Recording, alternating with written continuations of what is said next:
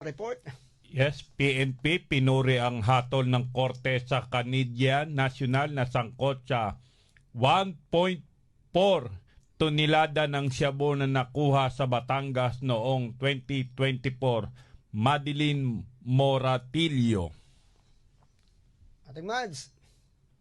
Kumpara sa halaga ng mga nakumpiskang ilegal na droga, ang pinakamahalaga umano ay ang makakuha ng hatol ng korte sa mga naarestong individual. Una rito, ikinatuwa ni Philippine National Police Chief, Police General Jose Melencio Nartates, ang guilty verdict na hatol ng Tagaytay City Regional Trial Court para sa 2 bilang ng illegal possession of dangerous drugs laban sa Canadian national na si Thomas Gordon Ocwin. Kaugnayan ang nakuhang 1.4 tonelada ng shabu na nagkakahalaga ng halos 9.6 bilyong piso sa Batangas noong 2024. Sa ilalim ng liderato ni Nartates, patuloy umano ang intelligence-driven investigations mula sa mga operasyon hanggang sa lugar ng insidente.